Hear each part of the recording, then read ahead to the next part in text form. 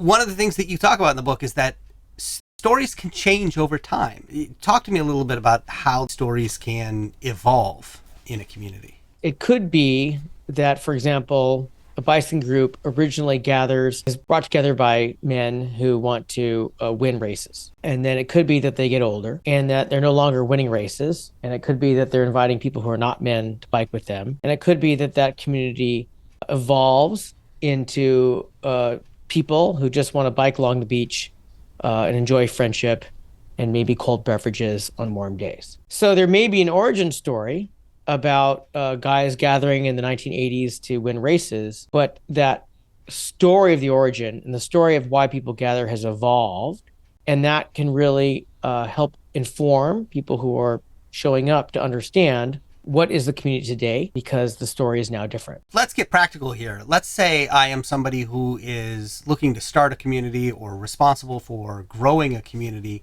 How should I be thinking about storytelling and using that in my community? I mean, is that something that I should be sitting down and making up out of whole cloth? Is it something that I should sort of be cultivating? What do you recommend?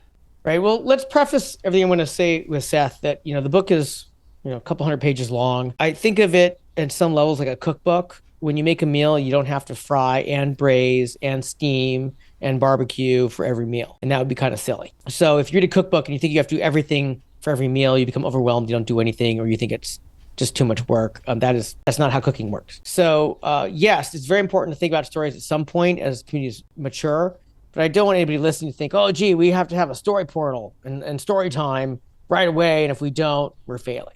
As communities emerge and grow and become mature, we just want to be aware that stories are a critical part of that and maybe augment how people get access to them in time. We want to make sure that people that you want to join the community, inevitably people who are in the community, have access to the stories. So you need to put those stories somewhere where they can get them. And you can choose any medium you want. I don't know if that's a newsletter, I don't know if that's blog posts, I don't know if that's interviews, but you want people to hear, these are the stories that we think are important. And if you want to join our community because you like bicycling or podcasting or skiing, we want you to understand these stories. And so you get access to them at any time, for example. Another way to think about it is if there are certain stories we want new members to get about how we do things and why we do them and how we learn that, then you need to arrange time for them to be with elders where they can learn those stories. And if they're not getting that time, then let us not be surprised they're not getting those stories and we're missing a tool, an element that could be really powerful in binding us to the community. And one of the other things you can think about is how are you curating the stories you're sharing? And I'll give you an example. I was invited to come to a very big church with a very large building in New York City. It might be block big in my memory. And they were not getting the kind of membership and attendance they wanted. And I explained, well, when I just showed up to your building, it was so intimidating and it looks like it was built for the richest people in the world, to show people that the richest people in the world with this giant church. He said, oh, no.